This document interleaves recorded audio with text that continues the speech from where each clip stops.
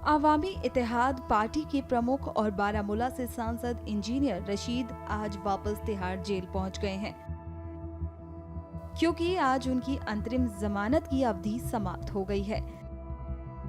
Surrender करने से पहले इंजीनियर रशीद ने क्या कुछ कहा, सुनिए।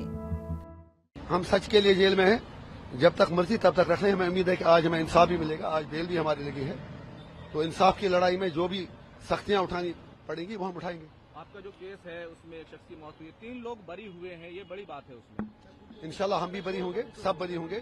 हमने कुछ किया नहीं है, हमारी अंतरात्मा बिल्कुल सेटिस्फाइड है। हम इंशाल्लाह इंसाफ होगा, देर से ही सही, कोई बात नहीं। आपने लगातार पॉलिटिकल प्रिजनर का सवाल उठाया है, जब आप वहां पर रहे हैं। उमर अब्दुल्ला भी दिल्ली आए थे, उन्होंने कई मुलाकातें की हैं, उसको लेकर आप क्या कहेंगे? वो आप उमर अब्दुल्ला साहब से पूछ लीजिए उन्होंने क्या बात की। लेकिन जहां तक पब्लिक डोमेन में उन्होंने कहीं ये नहीं बताया कि उन्होंने पॉलिटिकल प्रिजनर्स की बात की, 35A की बात की, 370 की बात की, कश्मीर मुद्दे की बात की। बस इतना पता चला कि वो आए, मोदी जी से मिले, उन्हें गुलदस्ते दिए, उनसे वापस ले लिए, अमित शाह जी से मिले। उमर साहब का फर्ज बनता है कि वो जम्मू कश्मीर के लोगों को बताएं कि उन्होंने किन किन मुद्दों पर प्राइम मिनिस्टर साहब और बाकी लोगों से बात की।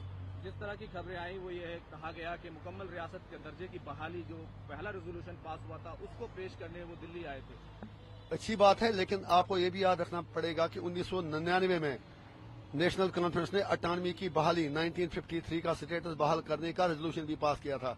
उस रेजोल्यूशन को रद्दी की टोकरी में भी नहीं डाला गया था। तो इसलिए हमें इन लोगों से ज्यादा उम्मीद है नहीं। रेजोल्यूशन से, खाली रेजोल्यूशन से कुछ होता नहीं है, उसके लिए पॉलिटिकल विल की जरूरत होती है। I see that lacking in Umar साहब।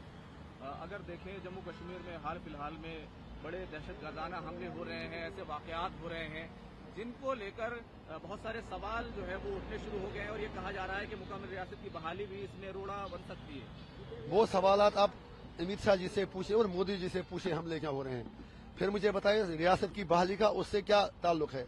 ये कश्मीरियों को जलील करने के लिए किया जा रहा है।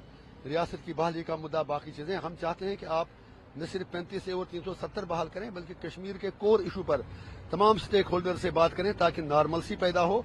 हम नहीं चाहते हैं कि किसी के घर में लाश पहुंचे, चाहे कोई फौजी हो, सिविलियन हो, पुलिस वाला हो, पॉलिटिकल वर्कर हो, कोई भी हो। हम चाहते हैं अमन और शांति हो, लेकिन उसका रास्ता बातचीत से होकर गुजरता है।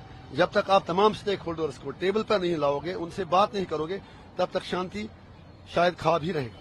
लेकिन जिस तरीके से पाकिस्तान की तरफ से जिस तरह की गतिविधियां हैं, जिस तरह से दहशतगर्दाना सरगर्मियों को स्पॉन्सर्ड किया जाता है, उसमें भारत सरकार ने हमेशा यही कहा है कि दहशतगर्दी और बातचीत एक साथ कैसे हो सकते हैं। वो सवाल आप मुझसे नहीं, आप जयशंकर जी से पूछें, मोदी जी से पूछें।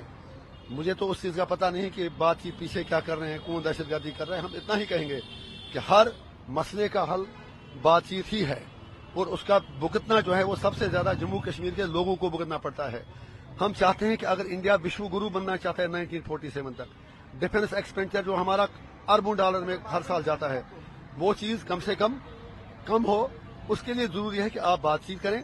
हम इंसान हैं, इंसानों की तरह रहें, जिए और जीने दें। हमारी पाकिस्तान से भी यही उम्मीद होगी, यही गुजारिश होगी कि आप मारामारी का खेल छोड़ दें, आप टेबल पे आएं और आप टेबल पे आके आप बात करें। बातचीत के अलावा कोई दूसरा रास्ता नहीं है। कश्मीरियों के लिए मेरा मैसेज यही रहेगा कि मैं तिहाड़ में रहूं, कुपवारा में रहूं, करना में रहूं, टंगडार में रहूं, उड़ी में रहूं, बीरू में रहूं, अनंतनाग में रहूं, पहलगाम में रहूं, डूरू में रहूं, कोकरनाग में रहूं, श्रीनगर में रहूं, डाउन टाउन में रहूं, लेकिन मेरा दिल अपने कश्मीरी लोगों के साथ धड़केगा, हर मिनट धड़केगा।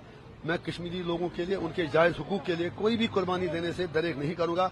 हम पीस के साथ हैं, शांति के साथ हैं, लेकिन सर झुका के नहीं, सर उठा के बराबरी की बुनियाद पर, इंसाफ की बुनियाद पर मरते दम तक हम कश्मीर और कश्मीरियों की बात करेंगे। उसके लिए मुझे जो भी कीमत चुकानी पड़े मैं चुका लूंगा। कश्मीर के लोगों से मेरी यही उम्मीद है, हौसला मत हारिए, जमीन गोल है, अगला दाव इंशाल्लाह हमारा होगा।